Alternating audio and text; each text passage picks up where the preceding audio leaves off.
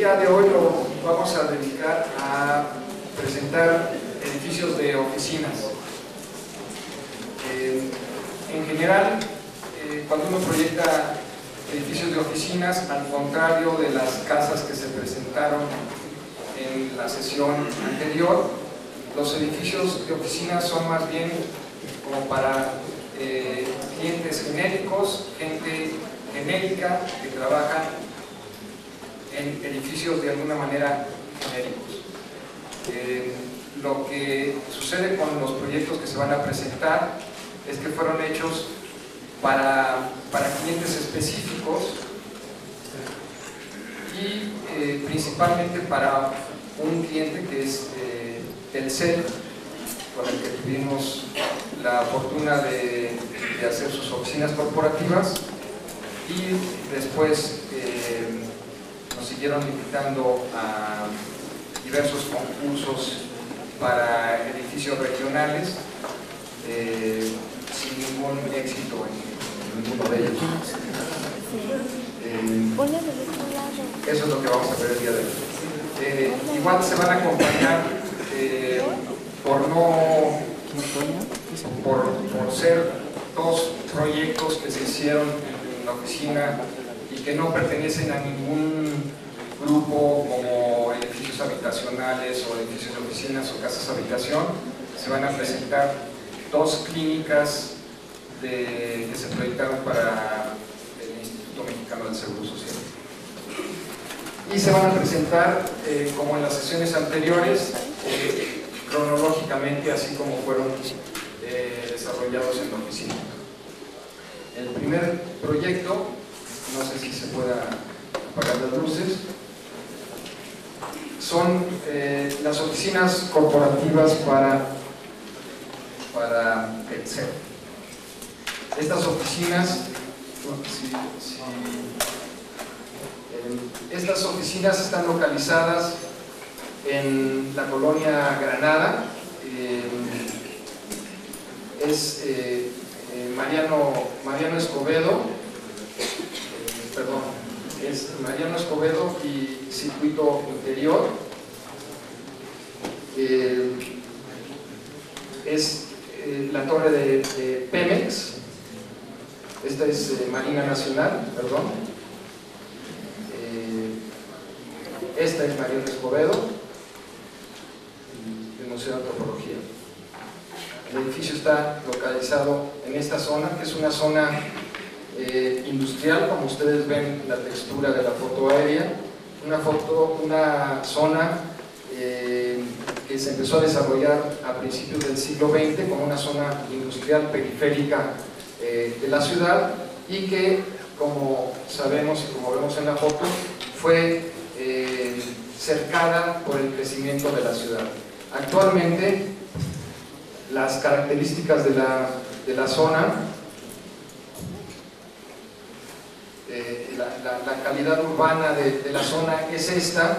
Es una zona en franco deterioro por razones de leyes ambientales. Muchas de las industrias que estaban localizadas en esta zona tuvieron que salir hacia otras partes de la República o hacia la periferia de la ciudad, y poco a poco fue vaciándose la zona y creando esta imagen en donde se mezclan no solo lotes baldíos, basura, etcétera, sino usos diversos, sin mucho uso de la calle, y donde se dan ya cuestiones de este tipo de falta de recursos, obras a la mitad, muy poca arborización. Y tomando en cuenta eso, lo que nosotros hicimos fue tratar de, al menos dentro del predio, tratar de lograr una zona de calidad ambiental mucho mayor a la que se encuentra en los alrededores del predio. El proyecto se desarrolla en una antigua fábrica de neumáticos, la fábrica Goodrich Euskadi, que tenía estas características cuando nosotros entramos. en donde se daba la mezcla de particularidades necesarias para la fabricación de las llantas, de los neumáticos, combinadas con una estructura fabril clásica de dientes de sierra orientados hacia el norte. El lugar estaba muy deteriorado, parte por el uso de la fábrica y parte porque llevaba ya unos 10 o 15 años sin usarse este sitio. Lo que nosotros empezamos a hacer fue tratar de organizar el predio. Este es toda la manzana, propiedad de las empresas del grupo. El grupo tiene más de 500 empresas se encontraba ya una serie de edificios construidos, como son esto o esto, y había aquí una parte de la fábrica antigua que nosotros tratamos de organizar con una geometría mucho más clara de la que acabó teniendo después de la introducción de los edificios que fueron poco a poco comiendo partes de la fábrica, y rodearla de un cinturón verde que sería este cinturón, para tratar de que las gentes que trabajaran dentro del edificio tuvieran siempre una vista hacia la copa de los árboles. Dado que el edificio está rodeado en gran parte por estacionamiento y circulaciones de gente que tiene que ver con el edificio o tiene que ver con los otros edificios que no son estrictamente del set, se propuso un cristal esmerilado en la parte baja que hace que se introduzca la luz, pero que no haya distracción con los movimientos de la parte de afuera, y dejar un cristal transparente para ver precisamente la copa de los árboles, y se escogió una especie de árbol determinado que no creciera mucho más y que siempre tuviera la copa de sus árboles a esa altura. Se limpió el edificio de sus partes no estructurales, de las partes que dependían de la fábrica de neumáticos, pero no de la estructura, y se introdujeron unas como cajas dentro de la estructura, que es una estructura original de acero, donde se ubican los privados necesarios para el funcionamiento del edificio. En la periferia, adicional a los árboles, se colocaron unos núcleos de servicio, tanto de baños como para computadoras, como para servidores, etcétera, que tienen acceso por el exterior y que permiten que el edificio no se vea afectado cuando hay alguna necesidad de arreglo de servicios del edificio. Todo se hace por el exterior.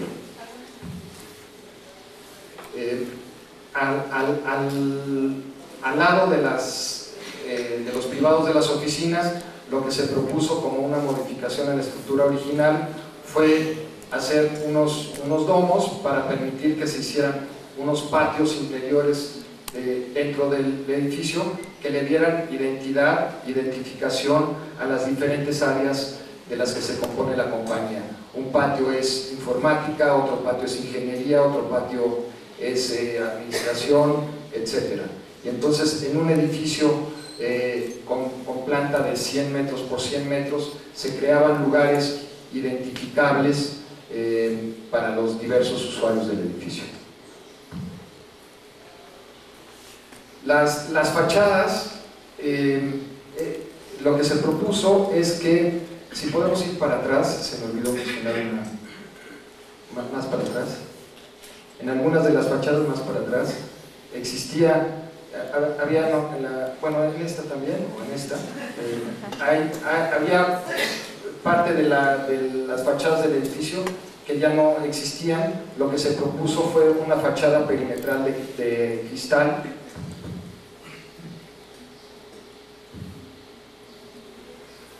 en donde a primera vista parece que las fachadas son prácticamente idénticas una de la otra, pero que tienen sus particularidades, en que los parasoles, para no permitir la entrada directa del sol, dependen y varían según la fachada a la que están orientadas.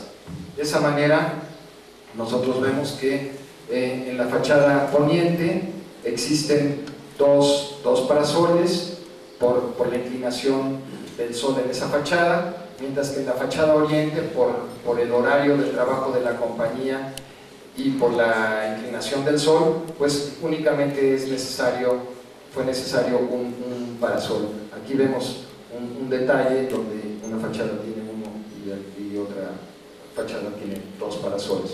Y de la misma manera, la fachada norte, que no tiene la introducción del sol directa, pues no requiere de parasoles, y la fachada sur, aunque en fachada aparece un solo parasol, ese parasol, por la inclinación del sol, se mete dentro del edificio para hacer que todas las áreas periféricas del edificio, como áreas de trabajo, tuvieran confort a lo largo de todo el día.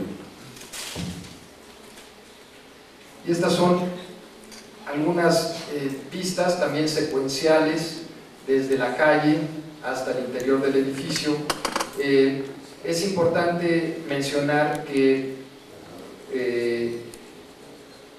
como parte del programa del edificio no existía la creación de una plaza, pero nosotros insistimos en que, aunque pudiera parecer un gasto superficial, era importante crear una transición entre ese ambiente un poco más hostil y el edificio propiamente de las oficinas, y eso iba a permitir también que en la hora de la comida, del lunch, la gente saliera a la plaza y la utilizara como un espacio recreativo que no existe en la zona. Afortunadamente lo aceptaron, y esta es la plaza de acceso, que se encuentra justo después de la entrada del edificio. Esta es la fachada hacia la calle.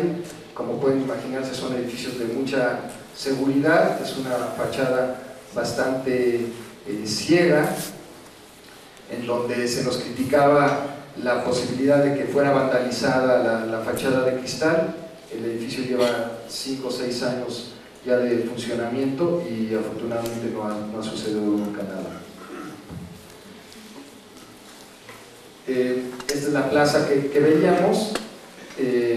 La plaza, una vez más, se inclina, una vez más me refiero como otros de tantos proyectos, y se continúa con una diagonal que atraviesa la estructura ortogonal original del edificio.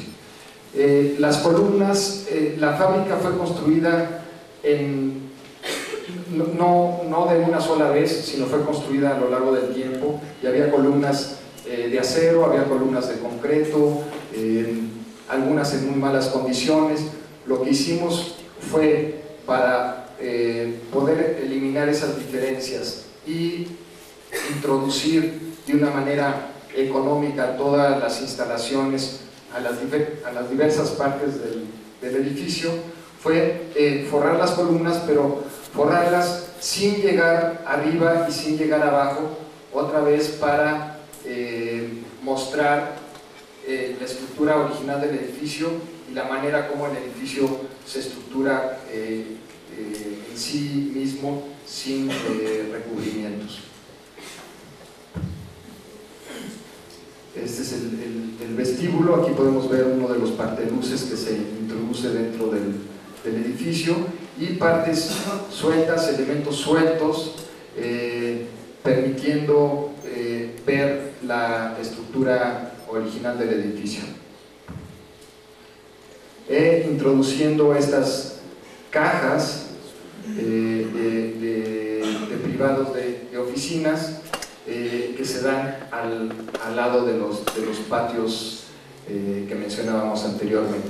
Estas cajas de oficinas se meten como abajo de la estructura original del edificio.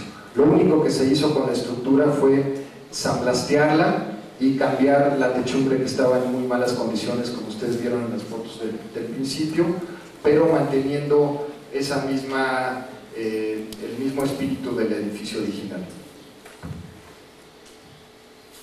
Estas son diferentes fotografías donde se muestra pues, lo que les decía de las columnas, pero permitiendo la vista de las columnas originales, y el juego de los elementos nuevos junto con los elementos que tienen un siglo de antigüedad, que creemos nosotros que juegan de una manera bastante armónica.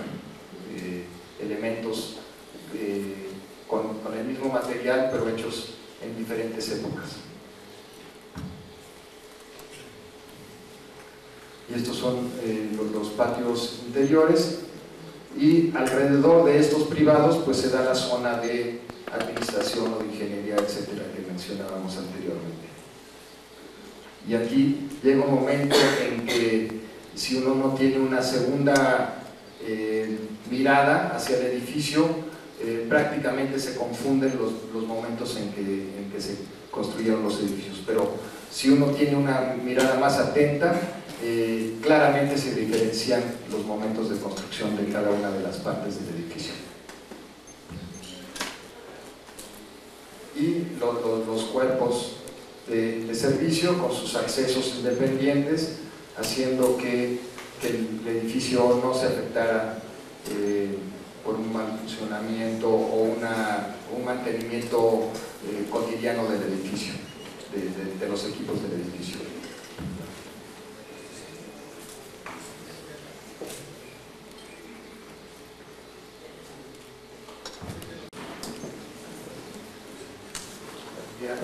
Aquí lo que podemos ver son las especies de árboles, siempre con esa altura, para permitir la visión de los trabajadores a través de estos cristales que son transparentes.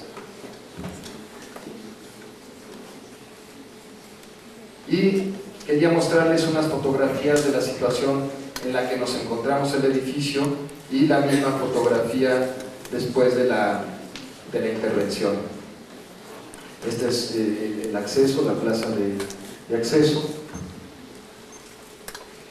una vista como lateral. Se demolieron estas partes, se demolieron estos muros, partes de muros periféricos, y se creó esta fachada, y se descubren de repente cosas que el edificio original no tenía, no nos permitía.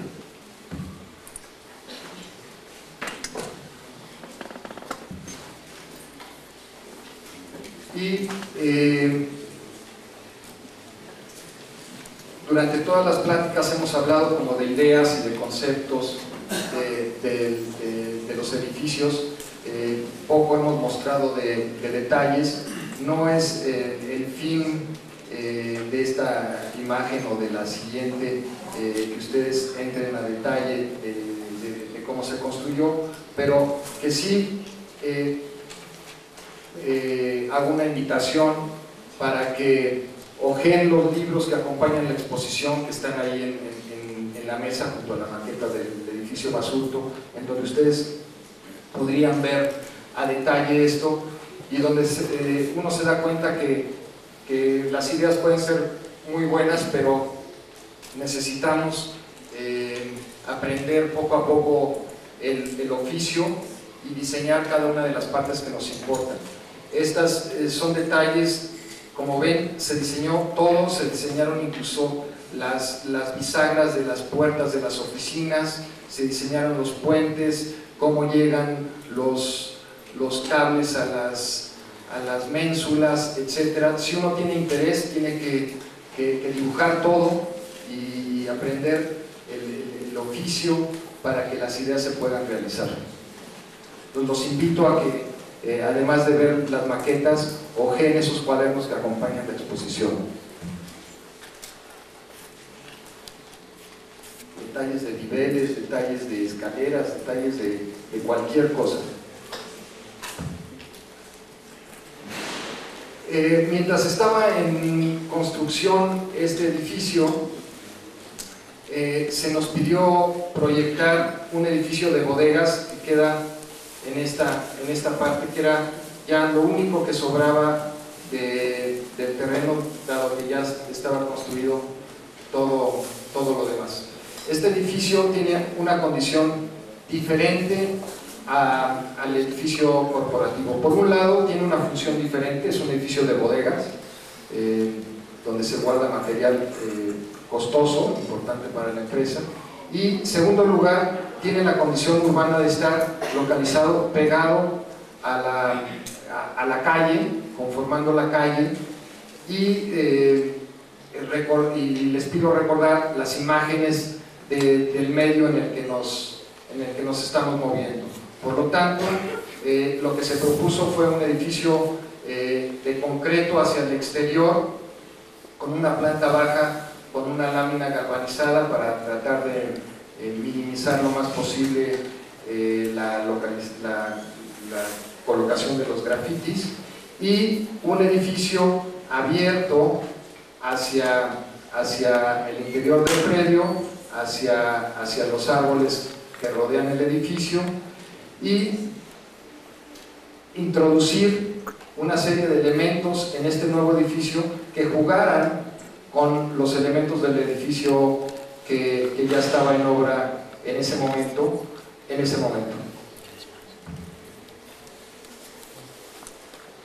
Esta es una foto de la maqueta del exterior del edificio, en la calle, donde se ve esta especie como de pórtico, aunque uno no puede circular ahí, entre la lámina y las columnas, la lámina y el muro de concreto para seguridad del edificio. Adicionalmente a la introducción de este elemento como un juego con el otro edificio, dado que la fábrica original se modificó para lograr la forma que tiene el edificio actual, y se tuvieron que quitar algunas de las armaduras originales del edificio, aprovechamos una de ellas, que es esta, para introducirla también dentro de este edificio, hacer un recuerdo de lo existente, y hacer que también con este nuevo elemento hubiera diálogo entre los dos edificios. También se nos pedía, como parte del programa, un comedor cerrado y techado. Nosotros lo localizamos en la parte de arriba, y convencimos también al cliente de que parte del comedor fuera techado y parte del comedor fuera abierto, para poder tener una terraza abierta viendo hacia el espacio verde enfrente. Esta es la fachada cerrada, y la fachada más abierta con la armadura. Se pidió que se hiciera un levantamiento exacto de las medidas de la armadura, y el edificio se ajustó a las medidas de esa armadura. Y una rampa para subir, porque en la planta baja es bodega, y la planta de arriba son oficinas, y la planta del comedor que mencionaba anteriormente.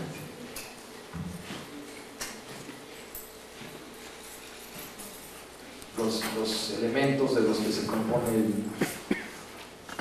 el edificio es una coraza de concreto, y el elemento de servicio, la armadura y la techumbre. Aquí vemos ya algunos estragos.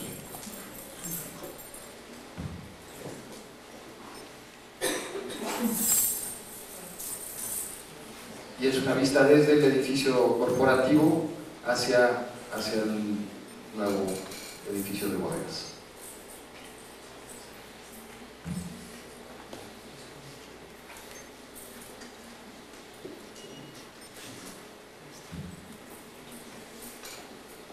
Después de realizar estos dos edificios, se nos invitó a un concurso para sus oficinas regionales en Puebla.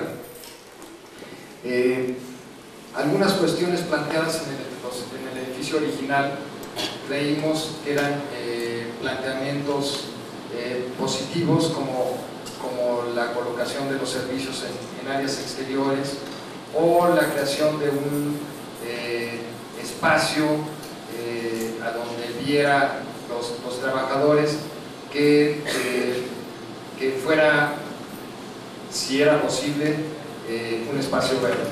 El edificio en cuestión está localizado en una vialidad muy importante en Puebla, una vialidad primaria, y lo que hicimos fue hacer el edificio dos salas de oficinas conectadas por unos puentes. Es un edificio de 2 plantas, es un edificio bajo, creando un espacio central al que ven todas las oficinas, mientras que las áreas periféricas se dejan para el estacionamiento requerido por programa. Y en lo que es la fachada dando a la calle, es un edificio cortina, un edificio pantalla, que quisimos que se utilizara también como parte como propaganda de la propia compañía.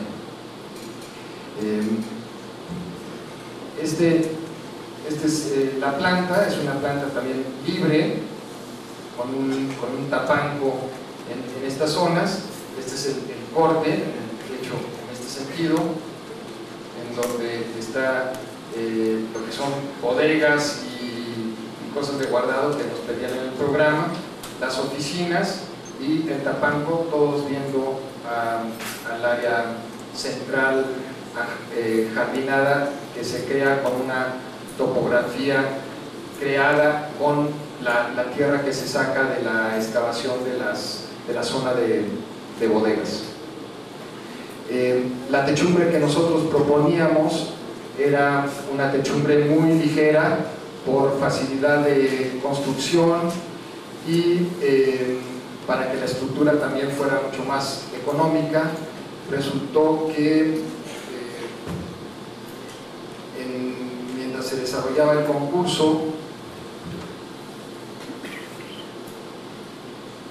hubo una serie de humedades en la cubierta ligera del edificio corporativo en Ciudad de México, por una serie de ahorros malentendidos, que no quisieron cambiar unos canalones que existían desde hace 80 años, y eso hizo que la gente dudara que esta cubierta ligera funcionara y que no fuera a ocasionar los mismos problemas que estaban teniendo en ese momento. Y esa fue una de las razones que nos dieron para argumentar que nosotros no ganamos el concurso. El concurso lo ganaron Aurelio Nuño, Carlos Magrego y Clara de Bueno. Seguramente se los presentaron el año pasado. Esta era la topografía artificial, la zona de oficinas, la zona de servicios, y esta era pues una idea de lo que podrían haber sido las oficinas del edificio. Y el edificio que servía como pantalla para el ruido hacia el interior de la zona de oficinas, era la zona como más pública necesaria por programa, y en donde podría haber una serie de cartelones espacios con luz que fueran cambiando con computadora conforme lo fuera necesitando la compañía.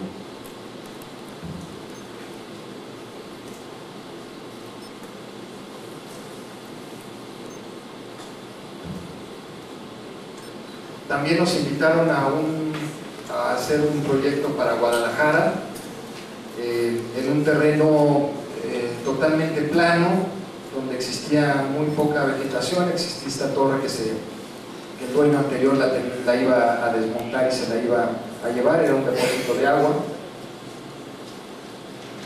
Y el terreno localizado también en una vía principal de Guadalajara.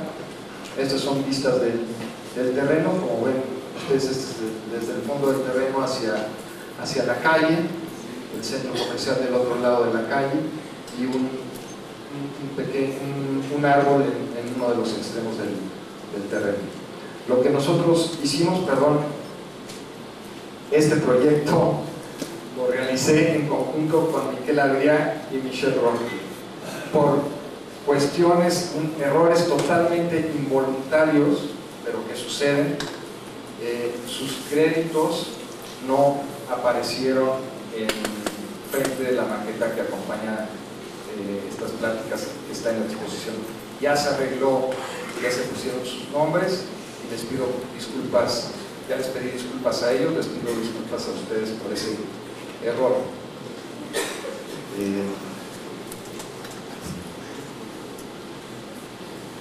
Esta es una vista desde el centro comercial hacia lo que es el terreno. Como ven, es una especie como de periférico en Guadalajara, y también para tratar de evitar ruido al interior del edificio se crea un espacio central y son dos cuerpos que se unen a través de este espacio central, que es el espacio que introduce luz a las zonas de las oficinas. Son plantas libres, como ven, en donde en algunos casos quitamos en uno de los cuerpos o en el otro, lo podemos ver con claridad en los cortes. Quitamos, hay losas que no existen, permitiendo un área mucho más generosa para poder trabajar, más complicada de controlar por medios mecánicos, pero más amable para trabajar dentro del edificio. Entonces aquí, por ejemplo, vemos una planta en donde existen, tanto en un cuerpo como en el otro, zona de oficinas, pero se puede dar el caso en donde en las dos existan vacíos, o el caso en donde en una exista vacío y en la otra exista zona de oficinas, como por ejemplo en este caso. En el sótano se localizaban los estacionamientos de las personas que trabajan en el edificio, y en la parte posterior se localizaba el estacionamiento para visitantes.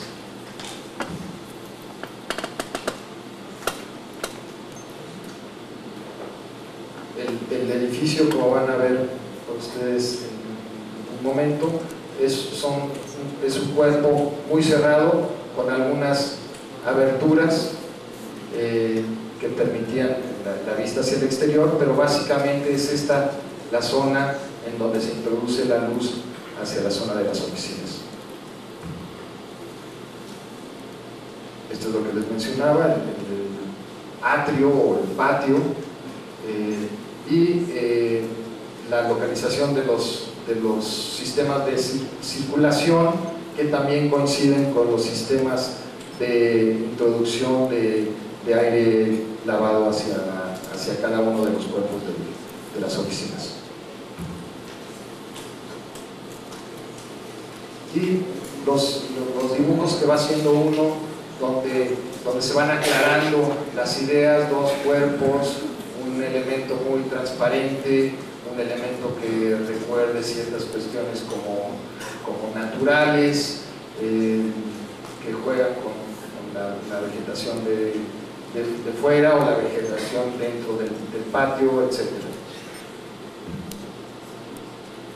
El edificio es un edificio con una estructura de concreto, las fachadas de concreto, pero un concreto muy ligero, un concreto llamado polimérico, un concreto de 1 centímetro de espesor, en donde existen con facilidad posibilidad de hacer concretos de diferentes colores, que es lo que hacíamos para marcar con más claridad el acceso, a diferencia de los otros concretos del resto del edificio, y creando una pequeña plaza de acceso de transición también entre la calle y el edificio.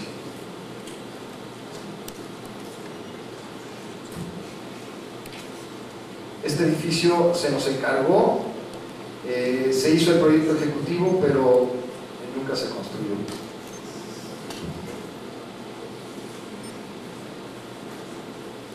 Este era el ambiente que nosotros queríamos que se lograra dentro del edificio.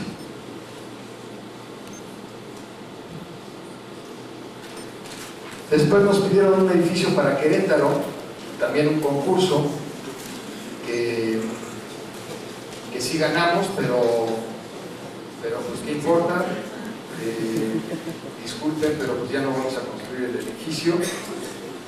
Y en este caso, que el edificio está localizado en un predio con tres colindancias, una calle no principal, secundaria, con mucho movimiento de gente. Lo que hicimos también fue proyectado junto con Miquel y con Michelle, fue hacer una plaza de acceso, que venga la calle, se amplíe la calle, se reduzca la calle, y un edificio que toma la luz natural por sus cuatro fachadas. Y este edificio levantado sobre un volumen que es el que conforma la plaza. Es este volumen el que conforma la plaza, la ampliación de la calle y el edificio que está abierto en sus cuatro lados, y en donde dependiendo del lado era la apertura o la diferencia de distancia entre los parteluces verticales. Los parteluces horizontales se mantenían constantes a lo largo de las cuatro fachadas, y los parteluces verticales iban variando según la orientación del edificio.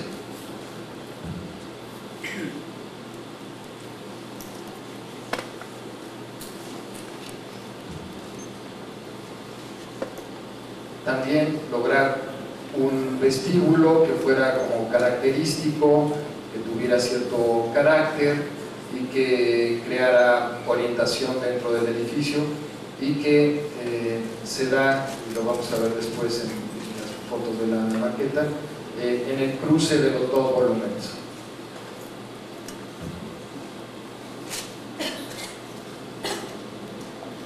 Y que el vestíbulo acaba mostrándose también hacia la calle como un elemento identificable desde fuera.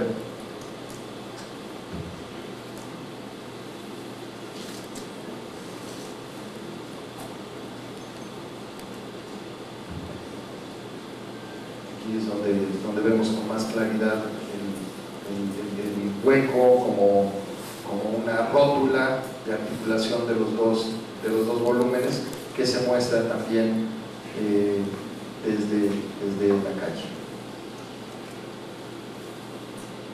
Es un esquema bastante prototípico del movimiento moderno, un volumen bajo con otro elemento más alto que lo atraviesa. En algunos casos esos volúmenes se muestran como exentos, no tocan el volumen bajo. Nosotros decidimos que fuera el volumen bajo, que se sintiera de alguna manera como soporte del edificio largo. Cuando estábamos haciendo Querétaro,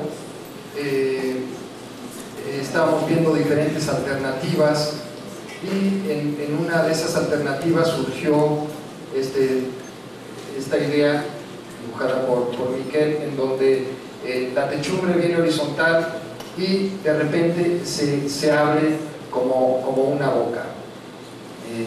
Esa idea a mí en principio me atrajo, y por alguna razón que no recuerdo ahora se desechó, pero son estas cosas que los proyectos, un proyecto lleva a otro proyecto, lleva a otro proyecto. Después nos piden proyectar Telcel Yucatán, bueno, para un concurso que tampoco ganamos, en donde esta idea de un edificio para otro lugar de alguna manera se reinterpreta y se introduce en un nuevo proyecto. El edificio de Yucatán también es un predio angosto, con poco frente, en donde había mucho mayor dificultad de lograr la creación de un espacio público hacia la calle. Entonces lo que hicimos fue levantar de alguna manera el edificio en esta zona para lograr una plaza techada que fuera beneficiosa tanto para el edificio como para la ciudad. Y dado que el edificio era, el terreno era un predio aún más angosto que el de Querétaro, aunque permitimos la introducción de la luz natural en las fachadas laterales del edificio, se propusieron no solo un espacio, sino varios espacios como patios para introducir luz natural siempre al interior del edificio. Lo que se propuso fue aprovechar que se necesitaba un auditorio. Ese auditorio se muestra en la fachada, necesitaba una serie de bodegas y ponemos abajo de las escaleras, y entre estos dos cuerpos creamos esta especie como de plaza pública para la ciudad. Es este espacio con esta serie de columnas inclinadas que acaban siendo una especie como de dientes que salen, porque esto sí ya es una reflexión posterior. Hubo una pregunta, creo que en la primera o en la segunda plática, que alguien preguntaba que si esta serie de reflexiones que uno tiene y que presenta ante ustedes no son hechas posteriores a la idea del proyecto. Ahora les voy a presentar una reflexión posterior a la idea del proyecto. Como siempre hemos sido acusados de no hacer arquitectura mexicana, y esto estaba en Yucatán. Lo que estábamos haciendo era, bueno, este edificio, las columnas, etcétera, y nos dimos cuenta que tenía una forma como de serpiente o de una cosa así, con sus dientes que salen hacia acá. Entonces le pusimos hasta un ojito. Esa sí ya fue reflexión posterior para hacer una arquitectura como la serpiente de Kukulcán. El 21 de marzo da la sombra, etcétera, todos esos rollos. Entonces hacer un edificio muy contextual, pero esta es una broma en realidad. El edificio se rompía también en planta para introducir espacios verdes dentro de áreas de los privados. Si podemos ir para atrás 2 o 3, aquí podemos ver, a diferencia del edificio corporativo de Ciudad de México, en donde alrededor de los patios se dan los privados, aquí a lo largo de las fachadas con luz natural estamos poniendo los privados, y la zona general de trabajo está más bien al centro del edificio. Entonces lo que hacemos es que en algunas de los privados quitamos algunos privados e introducimos zonas verdes en esta zona también.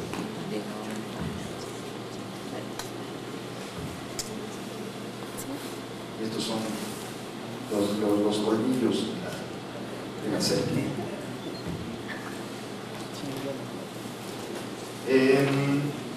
Para ese entonces le propusimos, esta es una cosa que yo generalmente no hago, que es proponerle edificios a posibles clientes que no tienen una necesidad concreta, sino que uno cree que tienen la necesidad. Cuando uno ve estas son las oficinas regionales de Omnitrition en México, están localizadas en la colonia Roma. Esta es la calle de Mérida, esta creo que es Guanajuato o Querétaro, y esta es Zacatecas, si no mal me recuerdo. Entonces es una cabeza de manzana, es esta, y por alguna razón que la verdad no recuerdo bien, se le propuso al dueño de Omnitrition sus nuevas oficinas en Ciudad de México. Obviamente trabajamos, y cuando le presentamos el edificio dijo: oigan, pero es que pues yo no necesito esto, muchas gracias, está muy bonito, pero pues yo no lo necesito. Pero pues quiero presentarles a ustedes también este proyecto, en donde la cabeza de manzana pues es esta, lo que nosotros consideramos que la calle principal era esta, ya junto con esta, y hacemos el cuerpo principal del edificio en esa zona, y en lo que es la zona pública de las oficinas, donde llegan las gentes a comprar los productos, donde viene gente de fuera al edificio. Hacemos una especie como de aparador, donde se viera mucho movimiento. Sacamos la escalera hacia la fachada para que fuera un edificio como muy dinámico, y ya lo que son la zona de oficinas más particulares, donde no hay acceso al público, hacemos unos cristales esmerilados con el mismo tratamiento de fachadas del edificio de Telcel Guadalajara. Es un edificio muy sencillo. Esta es la planta del sótano, un estacionamiento. Las diferentes plantas son plantas libres, con esta transparencia que les mencionaba yo anteriormente, y en lo que es la parte superior del edificio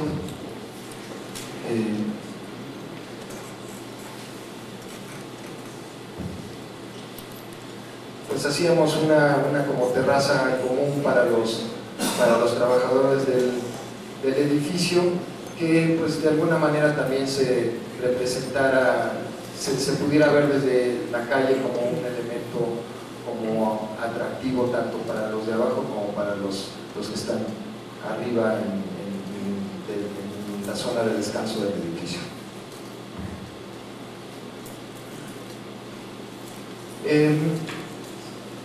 El edificio de la Biblioteca Nacional, también proyectado con Michel Roch y Miquel Adrià. Se nos pidió rehabilitar una escuela tradicional de la Ciudad de México para biblioteca, esto a finales del sexenio pasado. Lo que nosotros hicimos fue tratar de... El edificio original es un cuerpo alto que tenía básicamente aulas, y tenía un cuerpo bajo que conformaba la calle. Aquí vemos algunos de los coches. Esto está en el sur, creo que en Canal de Miramontes se llama la calle, y este cuerpo como de vestíbulo de la general de la escuela. Lo que hicimos fue mantener el esquema de la construcción original, que es, estos son algunos de los detalles: pasillos, las escuelas que todos conocemos, y mantener el esquema original del edificio e introducir un nuevo elemento con una forma diferente que albergara los archivos de la biblioteca, que es uno de los elementos principales del edificio. Lo que nosotros hicimos fue este edificio mantenerlo con la altura que tenía, y el cuerpo bajo que existía aquí se demolió y se construyó con la misma planta, el mismo tamaño de planta, un edificio de 4 niveles, porque eso requería el programa de necesidades que nos habían solicitado. Como fue hecho a finales del sexenio, resulta que, como siempre, se acabó el dinero o no hubo tiempo para poder terminar el edificio. Entonces nosotros, intuyendo eso, propusimos una fachada falsa, que es esta rejilla Irving, para que fueran ellos construyendo el edificio según sus necesidades y según las prioridades políticas que tuviera o el sexenio anterior o el nuevo sexenio. Todo esto que les cuento puede ser una historia como muy bonita. Estas son las imágenes del edificio, el cuerpo de 4 niveles con la nueva fachada, la fachada falsa de rejilla Irving, etcétera. Este podría ser, abstrayéndolo y poniéndolo un poco presuntuoso, se podría ver hasta como de Perrault, una cosa así, ¿no? Súper abstracto, etcétera. Pero lo que yo quiero decirles es que para mí, esta es la primera vez que yo presento este edificio en público, pero creí importante hacerlo aquí con ustedes. Para mí este es un edificio equivocado. Es un edificio equivocado desde un punto de vista político, pero también desde un punto de vista de arquitectos. Lo que sucede con este edificio, y voluntariamente no se los quise mostrar anteriormente, es esto. Si ustedes ven la fachada de cristal que les mostré, esa muy bonita, etcétera, que ha sido publicada en, no sé, revistas de Italia, no sé de dónde. Esa fachada es una fachada azul, que tiene sol todo el día, y en donde nosotros, por error, creímos que con un grafismo, con un recurso que podría ser arquitectónico, pero que creo que ha sido un abuso en la arquitectura reciente de los últimos años. Creímos que el problema del asoleamiento lo podíamos controlar pidiéndole a un diseñador gráfico. Yo no tengo nada contra los diseñadores gráficos, pero sí contra los errores de los arquitectos, que con un grafismo en la fachada, si ustedes ven, se va medio abriendo por ahí la separación entre el esmerilado y el transparente se va modificando, y era una especie como de nube. El diseñador gráfico y nosotros convenimos que fuera una nube que tapara el sol, y esa nube, por no utilizar recursos como mucho más tradicionales de la arquitectura, pues esa nube llegó el viento y se la llevó, porque este es la cantidad de sol que entra en una fachada sur, y creo que es importante mostrar esto como un punto de reflexión para no caer en errores, y tener muy conscientes que la verdad hay maneras como mucho más sencillas de poder tener un control como uno quiere del edificio. Eso no quiere decir que yo quiera tener una posición muy moralista, en el sentido de que es que si se introduce el sol en una fachada sur, el edificio está mal. Tampoco quiero dar esa impresión. Lo que quiero transmitirles es que una idea de arquitecto, con un edificio mal colocado, mal puesto y mal solucionado, es muy difícil de que quede bien al final, por más nubes que uno le pinte. Estos son los dos proyectos para el Seguro Social que les mencionaba yo al principio de la charla. Tienen un esquema que también se repite en los servicios de oficinas y en estos también. Es un espacio central con unas alas de actividades al lado de ese espacio. Esta es una unidad médica de atención ambulatoria, UMA, en la ciudad de Querétaro, en donde el terreno es un terreno más grande, que está dibujado aquí en esta figura, donde hay el estacionamiento de médicos que tienen una entrada directa hacia el edificio, y el estacionamiento de visitantes que salen y llegan a un espacio público que nosotros creemos que tiene cierta dignidad, cierta escala de espacio público, una pequeña plaza hacia la calle, y de donde uno se introduce o a una de las alas o a otra de las alas del edificio, que ambas se comunican por cuestiones funcionales en la parte posterior del predio. Este es el espacio de acceso, es simplemente una cubierta que marca el acceso en donde uno entra a una u otra. Las fachadas se proponen del mismo material, si recordamos la plática pasada, del edificio de Ámsterdam, una celosía de concreto, para poder lograr privacidad, que es lo que necesita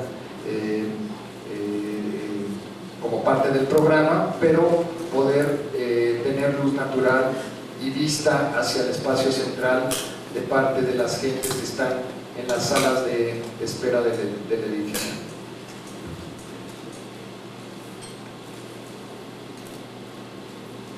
Estas en teoría están por construirse, pero con todos los problemas que tiene el Seguro Social, yo dudo que eso se realice.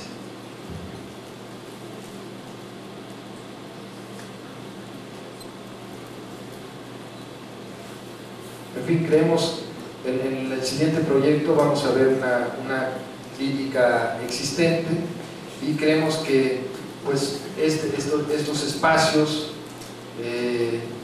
de estipulación entre la ciudad y el edificio pues son importantes para ofrecer a los usuarios de estas clínicas.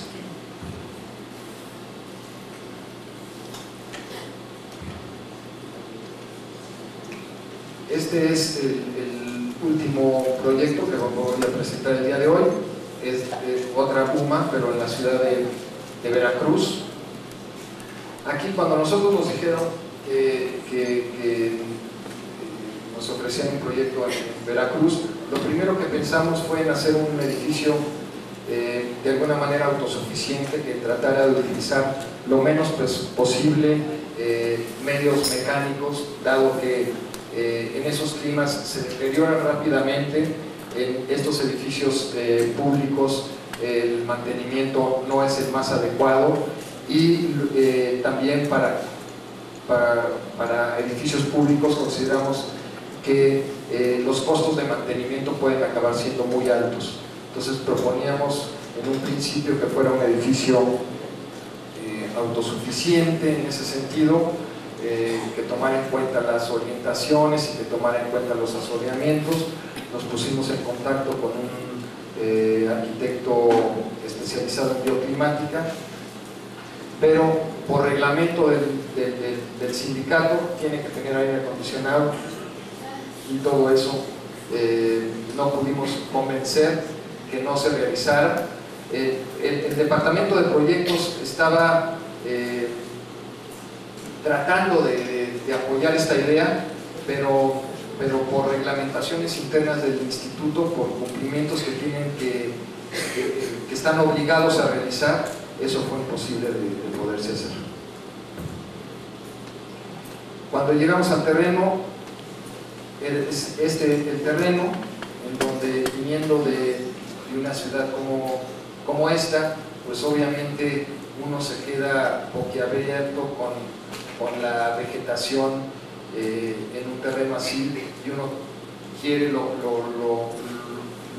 lo más profundo de su corazón tratar de tocar lo menos posible esos árboles tan majestuosos. Estos son fotos del sitio, y lo que nosotros acabamos haciendo, y por eso la forma un poco caprichosa del volumen que ustedes veían en la planta que mostré, fue tratar esta forma tan un poco caprichosa, esta diagonal, que aunque se repite en muchos de los proyectos, aquí lo que tiene es que libra los diferentes, no toca ninguno de los árboles existentes del terreno. El mango ese majestuoso está localizado aquí, y otra serie de árboles pequeños están localizados en esta periferia, y es por eso que este edificio, que es el edificio de vestíbulo, salas de espera y privados de médicos, tiene esta conformación para tratar de librar los árboles existentes en el terreno. Y este es el cuerpo principal, que en este caso, para no construir en todo el terreno y destruir la vegetación, se hace en dos pisos, en donde lo que queríamos es que hubiera una cubierta donde circulara el viento abajo de la cubierta, que no permitiera el sol pegue directamente a la losa del edificio, y unas celosías también de concreto que permitieran que el viento pasara libremente a lo largo a lo ancho de la clínica. Evidentemente en los lugares, en los quirófanos, etcétera, esos lugares iban a estar perfectamente sellados con aire acondicionado, etcétera, pero la gran mayoría de los otros locales no necesariamente requieren el aire acondicionado si están bien pensados. La cubierta, que permitía que no pegara el sol directo en esta losa, que pudiera circular el viento tanto por acá arriba como por las celosías, haciendo más frescos estos lugares. Y este cuerpo ya un poco más cerrado, con esta forma un tanto caprichosa, pero que responde a la localización de la vegetación en el terreno.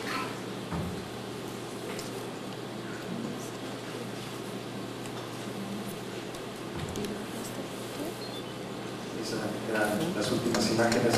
Muchas gracias por el día de hoy.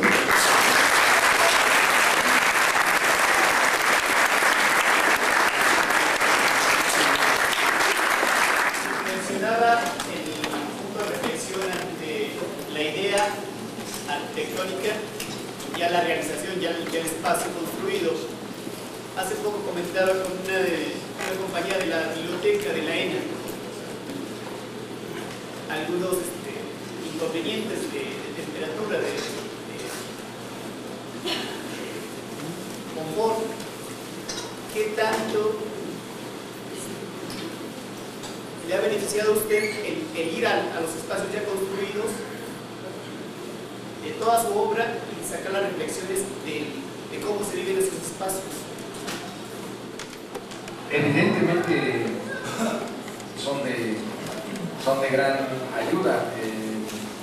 El hecho de que nosotros, para este último proyecto, como mencionaba yo al principio de la plática, se presentaron cronológicamente. El último proyecto de los que se presentaron hoy fue el último proyecto que ha salido de esa tipología de edificios en el despacho. Tal vez por situaciones en otros proyectos, en este proyecto en particular sí queríamos una asesoría de un especialista para que no hubiera ningún problema futuro en el edificio. Evidentemente, como consecuencia de algunos errores que hemos cometido en el pasado.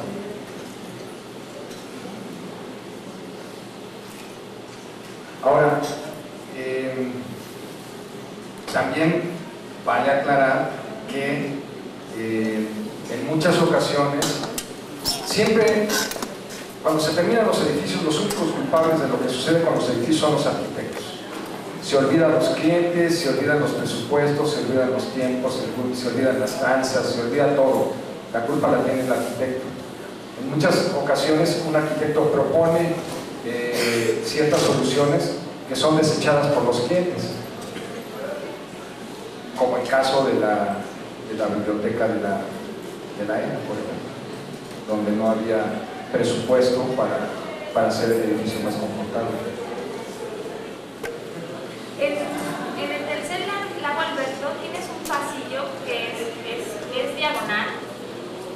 Hay un lambrín ahí. Me dio la impresión como que era de mármol. Si es de mármol, ¿cómo diseñaste ese detalle para que se pudiera mantener las placas toda esa parte?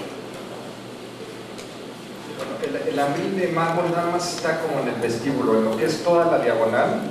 Pero está largo, ¿no? No, el largo es la diagonal y los lambrines son de lámina esmaltada. Pero todos esos detalles, que recuerdo, están en la exposición, ahí los puedes ver. No, y aparte, bueno, ahí a eso iba ligado a otra cosa. Tú nos mencionabas que pues al final de cuentas, yo creo que lo ideal sería poder diseñar hasta la bisagra, ¿no? Como decía. Pero ¿cómo llega esa persuasión para el cliente que no se vaya degenerando? Porque pues obviamente si se diseña todo, es más caro. Al final de ¿Sale más caro, dices tú? Sí, ¿no? A veces sí, a veces no. Bueno, hay que buscarlo, ¿no? O sea, pero ¿cómo persuades al cliente para que sí lo convenzas y diga, pues bueno, dale, haz esto aunque sea un poquito más caro, pero que sé que se va a dar cuenta? Bueno, nada más quiero hacerte una aclaración. Hay arquitectos que no quieren diseñar la bisagra, no les interesa y no creen que la arquitectura tenga que irse por ahí. Y es un camino que yo respeto. Simplemente nosotros hemos decidido que sí nos gusta ir diseñando lo más posible que podamos diseñar. Ahora, en ese proyecto en particular quisimos diseñar todo, pero hay proyectos en donde no nos interesa diseñar todo. O sea, no nos interesa diseñar la manija de la puerta. Hay personas que lo saben hacer mucho mejor que nosotros. Esto porque era un proyecto que incluía ciertos deseos que nosotros queríamos de limpieza. De alguna manera nos obligaba a diseñar cada una de las partes. Ahora, ¿cómo logramos irlos convenciendo? La verdad es que según el sapo o la pedrada, hay clientes, por ejemplo, en el caso de Telcel, el dueño de la compañía obviamente no ve estas cosas. Entonces tú tienes que ir viendo como a quién le vas diciendo qué va a ser mejor para el funcionamiento del edificio. En este caso fue muy complicado porque en la obra había gentes muy cercanas al mero dueño de Telcel, al ingeniero Skin, o sea, gente muy cercana a él que eran constructores, que en muchos casos estaban acostumbrados a que las obras se les otorgaran a ellos. Esta fue la primera obra que se concursó, entonces fue complicado.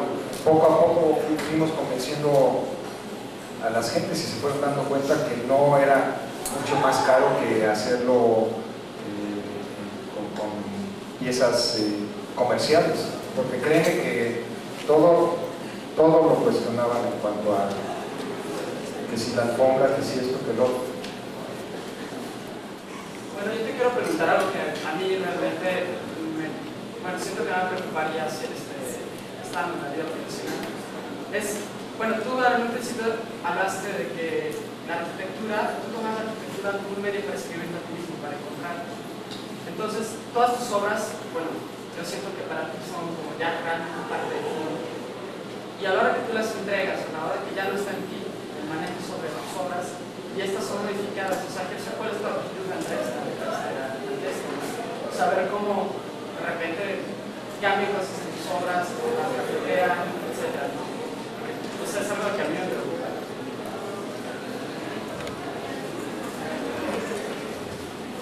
Pues, la verdad es que me preocupa mucho al principio, y ya después ya no preocupa.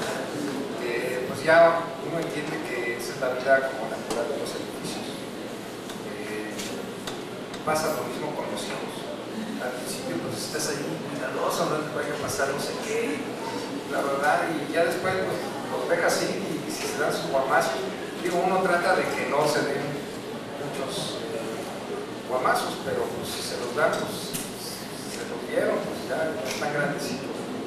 Y conforme va uno haciendo arquitectura se va haciendo, bueno, al menos eso es lo que a mí me ha sucedido,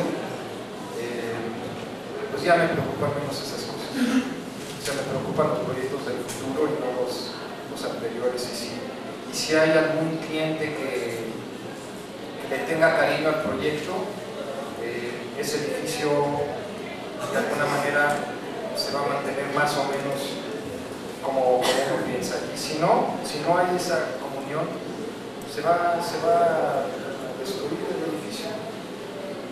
El centro de la imagen, yo no sé si esto lo comenté cuando lo presenté, pero siempre que iba yo al centro de la imagen, siempre había un florero con flores.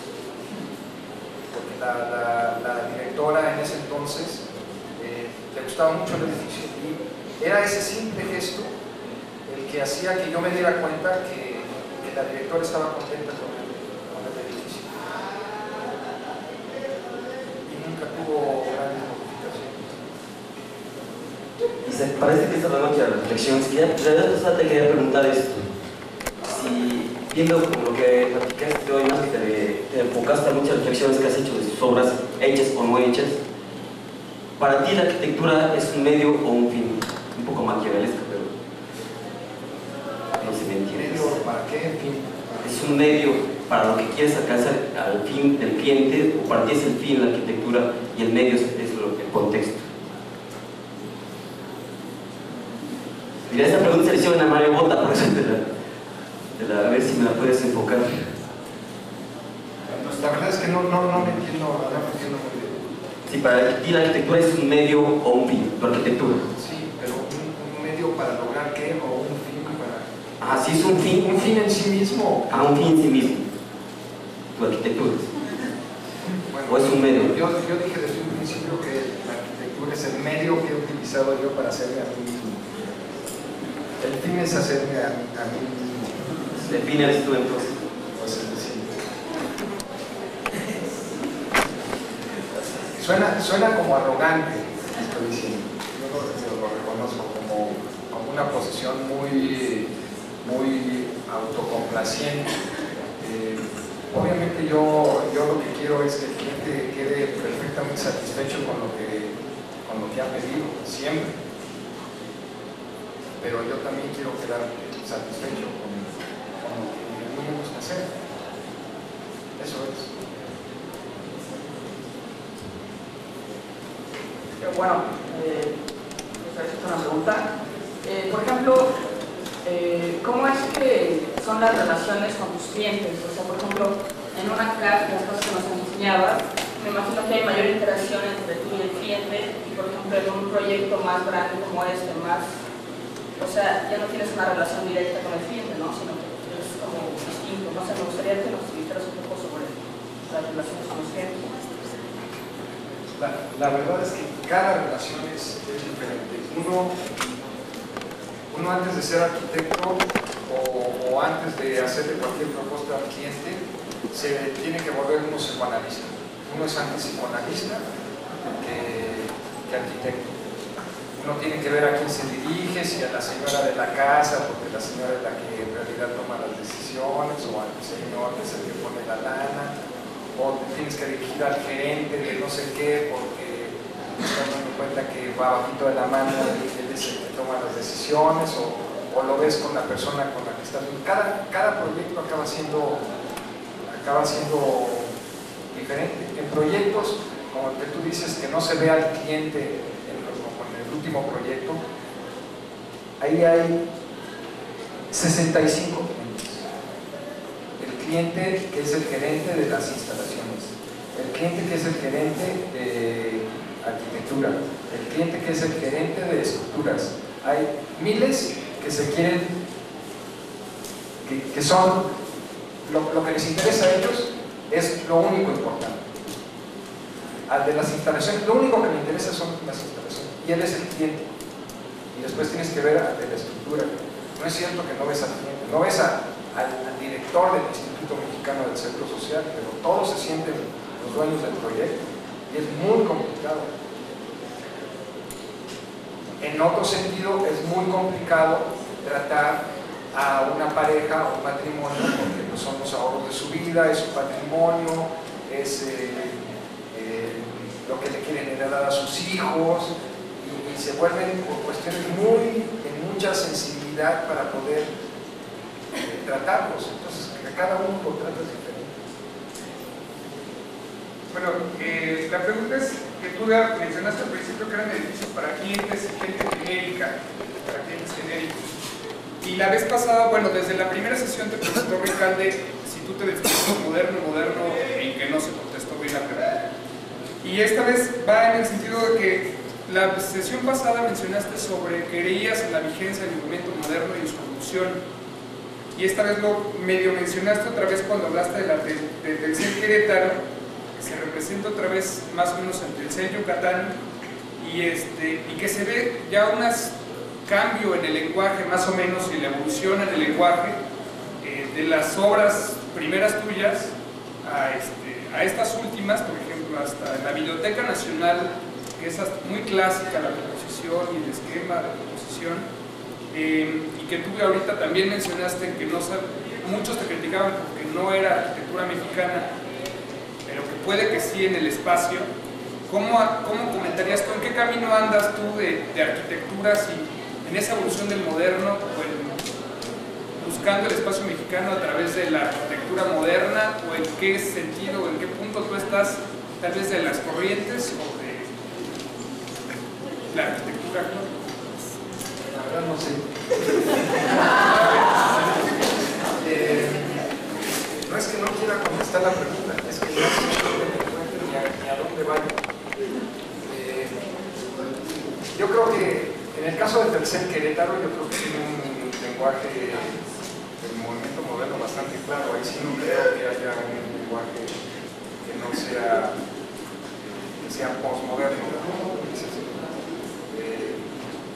En Telcel Mérida hay una evolución, pero yo también en la primera plática lo que yo dije es que creía, y casi se terminó la plática con eso, en que yo creía que es un movimiento que está vivo, pero necesita evolución, necesita reflexión, necesita adaptarse a las circunstancias del siglo XXI. Eso no quiere decir que niegue sus principios originales. Y por ejemplo, el caso del Telcel Querétaro, yo no había hecho una reflexión sobre eso, pero por ejemplo el hecho de que se muestre lo que es el auditorio, que se muestre en fachada, es un recurso clásico del movimiento moderno. Hay que recordar, por ejemplo, el edificio de Sterling, no está el alcalde, Sheffield, creo que eso, no sé qué, son unos laboratorios donde hay unas columnas y un auditorio que se muestra en fachada, que uno entra abajo del auditorio. Eso también es un lenguaje de clase. Estoy hablando del Sterling pre-postmoderno. Entonces no creo que haya de alguna manera una negación de esos principios, pero reflexionaré sobre eso. En referencia a tu proyecto de la colonia Roma, que no se llevó a cabo, el edificio existente, que me la compañía no me acuerdo, es una especie de, por poner un nombre como de fortaleza. La colonia Roma está todos son muros, por ahí medio dorado, mira, y después tú presentas un edificio muy transparente, muy abierto. ¿Tú crees que eso haya influido en el cliente como para decir que igual no quería nada? Un poco por la seguridad, porque sí vi demasiado cristal hacia las fachadas y bueno, de repente no había algo que te protegiera, por decirlo de alguna manera, y más un poco en esta ciudad.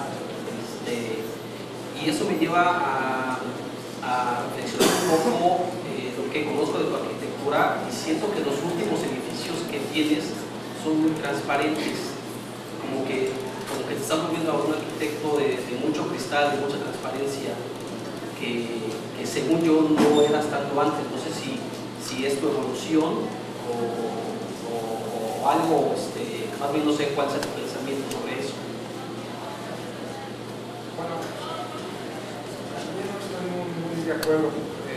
Los dos últimos proyectos de las UMAS, que son los dos últimos proyectos que se han hecho en la oficina, no son proyectos transparentes, son edificios de concreto, con una celosía de concreto, en donde se intuye el interior, pero no son para nada edificios transparentes. Son hospitales, ¿no? Bueno, son hospitales o casas o edificios o lo que fuera, pero no son edificios transparentes. Igual los podría haber hecho transparentes aunque fueran hospitales. Caigo de esa reflexión por el problema que tú dices, problema, entre comillas, por la reflexión que hiciste del edificio donde tienes la fachada de cristal hasta el sur. O sea, por eso. No, bueno, yo creo que sí. O sea, yo no tengo nada en contra de los cristales. Sino de las malas soluciones con los cristales, que es un poco lo que decía. Yo creo que esa fue una mala solución, el haber utilizado el cristal de la manera como se utilizó en esa fachada. Ahora, el hecho del edificio de Omnivision, ese fue un edificio que el señor compró y no existía. Yo no sé qué es lo que había antes en el edificio. Entonces él lo compró y él lo adaptó para sus oficinas. No fue un edificio hecho a propósito para él. O sea, él se adaptó a una situación. Si el edificio hubiera sido de cristal, también es una suposición de la misma manera que no hiciste una suposición. Si el edificio hubiera sido de cristal y hubiera sido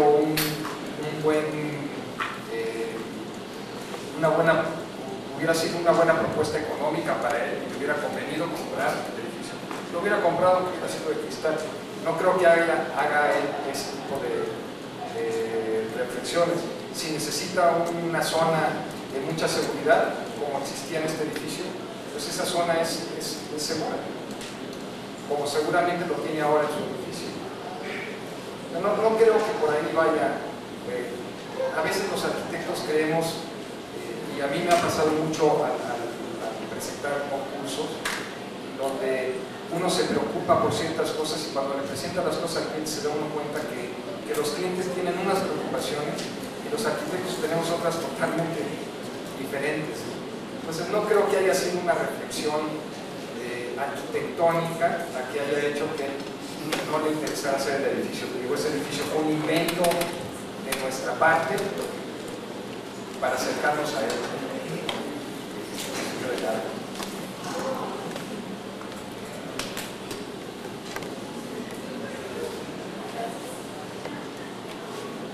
Mi pregunta es con respecto a un problema que a veces me ha llegado a suceder, que a veces hablas sobre la relación que tiene tu edificio con el contexto en cuanto a fachadas y la relación con la iluminación y la ventilación y demás, pero me gustaría saber qué tanto afecta la función en el aspecto formal de tu obra. Es algo que a mí me cuesta equilibrar el exterior y el edificio y las funciones. ¿Qué tanto tiempo le das a una cosa y a la otra, o cómo las relacionas? Digo, yo sé que depende del proyecto, pero no sé cómo tienes alguna manera de empezar de adentro hacia afuera, de afuera hacia adentro.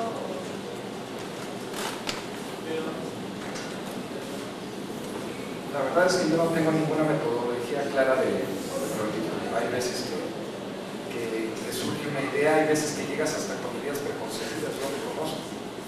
y alguien te dice, oye, pues tengo un terreno no sé dónde, y ya medio que te dijo algo y ya vas medio solucionando la cosa, todavía no ves el terreno. La verdad es que sí me ha sucedido. Pero no es que primero le dé prioridad a una cosa y primero le dé prioridad a otra cosa. Y también creo, y lo dije en la primera plática, que la forma sigue la forma. Que nos han dicho siempre que la función sigue a la... la forma sigue a la función. Y la verdad es que cada vez creo menos en eso. Y la historia lo demuestra, ¿no? Hay edificios, hay conventos que se convierten en museos y cárceles que se convierten en archivos, edificios que fueron hechos en una función y que no tienen otra y funcionan perfectamente.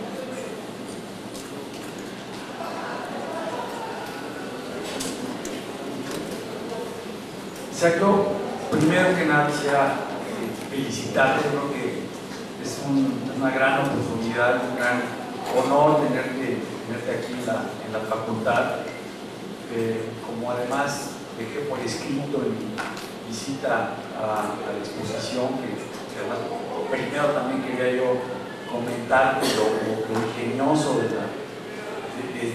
cariño que se ve en la muestra, ¿no? desde cómo está resuelta la entrada, con tu obsesión por la diagonal, o sea, francamente padre, ¿no? O sea, creo que esta muestra es una muestra, creo que puse ahí por escrito en el libro, de talento, desde luego, pero sobre todo de un gran oficio.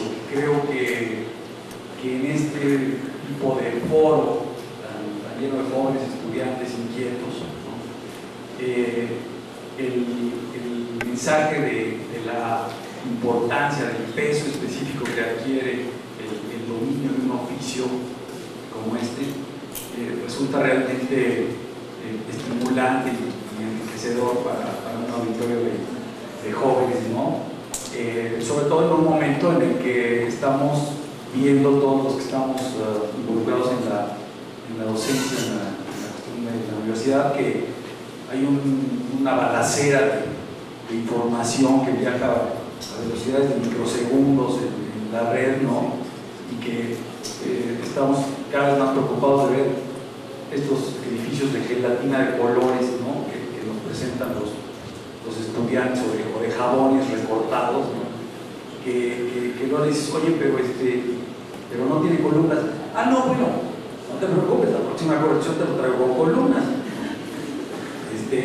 Lo cual te habla de esta separación, ¿no?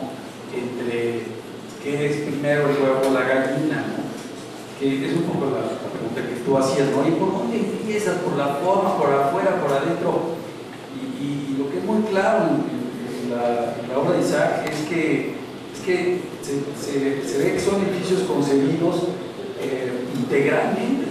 O sea, no puedes aislar una cosa de la otra, ¿no? Porque así es como fueron concebidos, a lo mejor fueron o preconcebidos o fue una secuencia de cosas, pero está como muy claro que forman una unidad. Detrás de eso lo que hay es un gran dominio del oficio, ¿no? Y eso es como que muy de reconocerse. Yo he notado un poco en todas las preguntas que se han estado haciendo que giran muchísimo en torno a esta manera de atacar un proyecto con el cliente real, ¿no? Y además es como muy padre todas estas inquietudes de los jóvenes, porque si algo es una experiencia intransferible es esa, ¿no? O sea, es como si te preguntaran, y pusiste también el ejemplo, ¿no? Si te preguntan, oye, ¿cómo le hago para ser papá, ¿no? De un hijo que todavía no tengo. Entonces espérate a tener el hijo y entonces vas a aprender lo que es enfrentarte a la paternidad, ¿no? Y yo creo que es muy buena la analogía y tiene muchísimo que ver con la manera primero de concebir y después de salir a vender a tu hijo como el más guapo y el más inteligente, ¿no? Y hay ahí una labor bien interesante. has bordado mucho en torno a esta relación con el cliente y a este enfrentamiento y los sinsabores yo creo que eso también es muy enriquecedor. A mí me gustaría preguntarte, frente a una realidad que todos los que estamos en este negocio la estamos viviendo de una manera u otra, que es la de que cada vez va a ser más común que la manera de chambear en este rollo es a través de los concursos, ¿no? O sea, hay como toda una gama dentro de esto, ¿no? Dentro de esta experiencia de los concursos, que hay desde el concurso de cliente particular, que invita a 3 arquitectos, de los cuales uno es su cuñado, ¿no?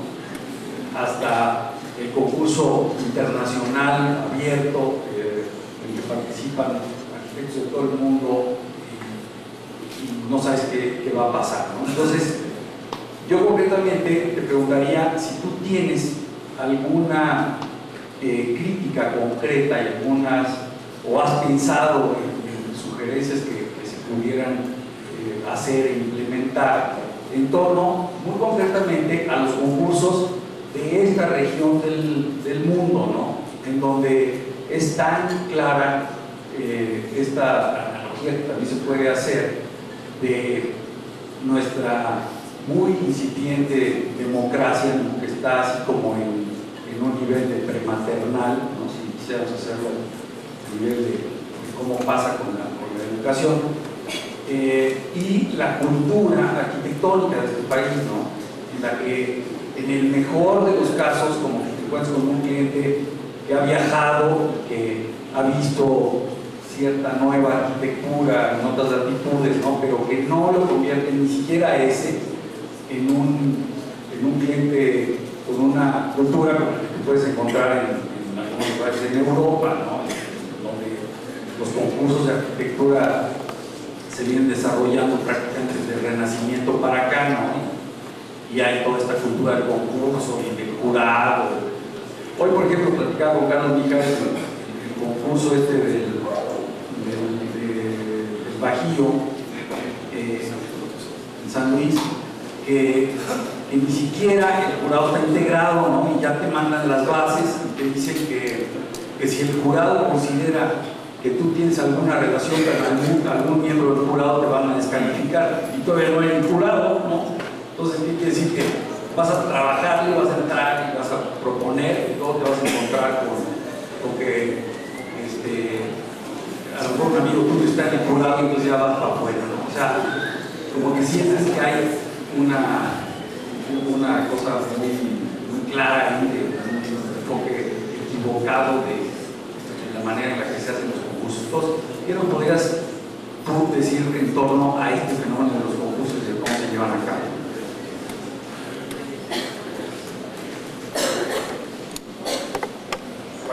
Las siguientes 2 pláticas en realidad voy a hablar sobre concursos, pero no está de más dar una explicación. Es tema escabroso, en realidad. Los concursos son proyectos donde uno mete una energía que pocos otros proyectos no da, porque cuando uno tiene contacto con el cliente, pues tiene uno la posibilidad de ir y venir. En un concurso es una sola vez, y si le pegas, te pegaste. Entonces es una cantidad de esfuerzo impresionante. Y debería respetarse un poco esa condición del trabajo de un arquitecto y esa entrega en un concurso, cosa que no sucede mayormente. Yo, aunque estoy tratando de ver ahora mucho más al sur que al norte, creo que para cuestiones de concursos, pues sí habría que ver cómo los han desarrollado países que tienen una tradición de años de los concursos. Yo me centraría en 2 cosas. Uno, el Colegio de Arquitectos, pues esto es una utopía total, porque lo que yo creo es que el Colegio de Arquitectos es el que debe de controlar todo esto. El Colegio de Arquitectos, el menor interés que tiene es en darle servicios a los arquitectos. Esa es mi conclusión. Pero ellos deberían regir todos y cada uno de los concursos, sean privados o sean públicos. Todos los concursos tienen que ser pagados o dar premios a los 3 finalistas o los 5 finalistas, etc. Concursos privados tienen que ser pagados. Y lo ideal sería que el comité organizador de los concursos presente un jurado y los miembros participantes, entre ellos, eso es algo que sucede en España, convoquen también al resto del jurado, para que sea no únicamente un jurado de un lado, sino que los miembros participantes también propongan gente que consideran honesta. Y pues poco a poco, yo supongo que también en el Renacimiento pues había muchas tranzas en los concursos europeos, el Papa por ahí, el alemán o algún Medici, lo mismo. Poco a poco se fue mejorando la situación. Yo creo que hay que seguir con los concursos en México, hay que promover los concursos, hay que mejorar su operatividad, pero pues estamos en un principio y la verdad es que nos toca sufrir un poco las consecuencias de malas organizaciones de los concursos, pero qué bueno que ya hay concursos.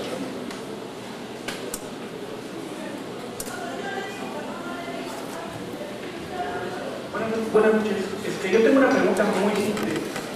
Bueno, como podemos ver en su arquitectura, encontramos conceptos y preceptos del movimiento racionalista funcionalista y características ecosocianas. Esos es muy evidente. ¿Mandé? ¿Qué fue lo último que dijiste? Características de arquitectura ecosociana. O sea, de preceptos, manejo de conceptos y preceptos del nacionalismo funcionalista. Habla despacio. Está bien, gracias. Pero tengo una duda y quisiera saber si tú consideras que tu arquitectura es similar o es semejante o es mi imaginación, pero me parece muy similar a las que están haciendo Bernardo Gómez Pimienta, Central de Arquitectura, Sánchez Higuera y tú. Más o menos hay muchas coincidencias que yo encuentro en las arquitecturas, tanto la de Central como la tuya. Bueno, no solamente con ellos, yo creo que se puede explicar parte de lo que hago, sino con otros grupos, con otros arquitectos que compartimos la misma idea de arquitectura y creemos que las condiciones de creación de esa arquitectura en México se pueden dar con el lenguaje que estamos utilizando. No es únicamente con ellos con los que me identifico, sino con ellos y con otros. Ya con algunos de ellos no los conozco ni siquiera personalmente. Otras de los que tú mencionaste son amigos personales míos y con los que discuto cómo hacemos arquitectura y obviamente pues eso se refleja en los productos que hacemos. No tengo yo ningún problema en admitir que pertenezco no que pertenezco a un grupo, porque yo no pertenezco a ningún grupo y me interesa que se me identifique en el movimiento nacionalista o internacionalista o no sé qué, eso se lo dejo a los críticos y a los historiadores, pero sí hay gente con la que comparto ideas y que no me da ninguna pena decir que comento incluso proyectos o hemos hecho proyectos juntos. Actualmente estoy haciendo un proyecto con Javier Sánchez, bueno, uno de tantos concursos que está en el aire, la decisión. Sí, está un poco unida con esa pregunta la mía, pero quería saber qué aspectos del quehacer arquitectónico, en sentido más general, a ti como hacedor de arquitectura, siempre te han conmovido, te han realizado más como arquitecto, ¿no? De todo lo que implica el hacer arquitectura, que es un universo en sí, en donde te has sentido más arquitecto, más cómodo, y unido con eso, mirando hacia el futuro, de esas cosas que a todo arquitecto, a toda persona le inquietan, ¿para dónde piensas o por dónde te gustaría seguir para hacia adelante, ¿no? Dentro de 10 años, por ejemplo, siempre está dentro de lo que va a venir, ¿no? No sé lo que voy a hacer este fin de semana. No, yo sé. Entonces, preguntarme qué va a hacer. Pero digo en el sentido positivo de tu moverse arquitectónico, ¿para dónde va? ¿Para dónde va?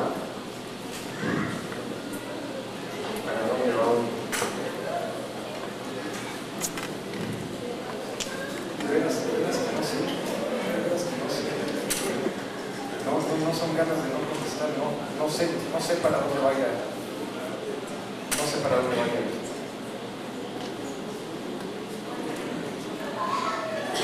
Hola, oye, bueno, aquí esta pregunta es un comentario que yo te digo para los jóvenes, de si ustedes, o sea, sus amigos, o qué piensan acerca de estos, o si han platicado acerca de los concursos que se hacen y que no son pagados. Que tú vas a entrar, no sé, todas las bases y tú te metes, y hay muchos arquitectos que entran y se propone algo cuando ni siquiera existe un cliente, ¿no? O sea, que como tú, ¿qué opinión o qué consejo nos darías a nosotros los jóvenes acerca de los concursos que se hacen actualmente en el que ni siquiera existe un cliente, se dan las bases y mucha gente entra? O sea, prácticamente estamos regalando el trabajo del arquitecto, ¿no? Y se da muchas veces. Entonces, no es como un comentario hacia nosotros los jóvenes, ¿no? De todo lo que está dando ahorita. Pues sí, regalamos el trabajo, pero con un gran deseo de que nuestras ideas se lleguen a realizar. Entonces, lo que sucede es que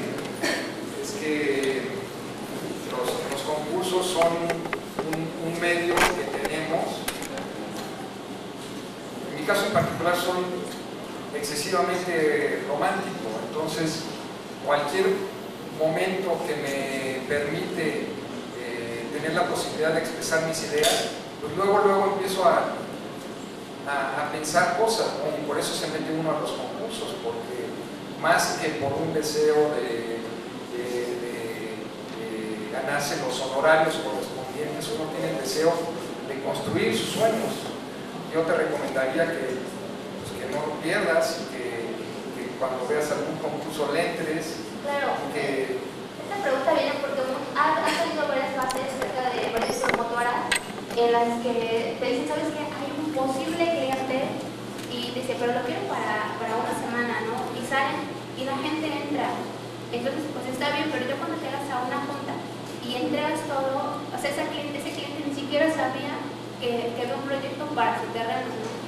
O sea, no es como el punto de por qué ahorita nos pueden manipular tanto a nosotros. En este caso me ha pasado porque somos muchos jóvenes, o sea, no con tanta experiencia como lo que tal vez tú tienes. Concentra tus esfuerzos en los concursos que creas que donde tienes posibilidades de expresarte. A mí me acaban de invitar a unos edificios en un fraccionamiento en Querétaro. Me mandan todas las bases, tengo una serie de dudas, pregunto las dudas y lo primero que me dicen es que este es un fraccionamiento campestre. Se necesitan techos inclinados, los de colores, no le entro, mejor no le entro porque no sé hacerlo. Entonces, a ese no le entro. Mejor me espero a otros. O hay veces que hasta tengo ganas de entrarle a alguno, pero acabo de terminar otro y estoy tan agotado, porque insisto, son esfuerzos mayores los que se realizan que, pues, de modo, no le entro. Buenas noches. Me quería hacer una pregunta que me viene inquieto desde hace unos rato. Sus últimos edificios son muy, bueno, en lo particular se me hacen muy bonitos y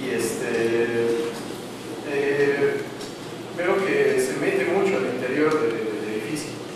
La pregunta es, ¿también le interesa a usted generar o regenerar el tejido urbano? ¿Le preocupa regenerar el contexto o generarlo por medio de sus obras? Pues yo creo que de alguna manera es lo que he tratado de explicar en esta serie de pláticas, cómo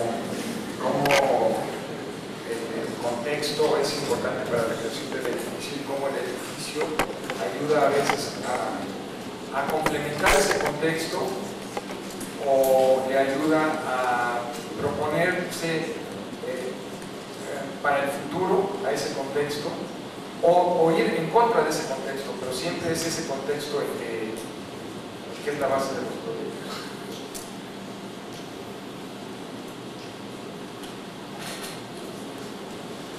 Nos vemos el próximo miércoles.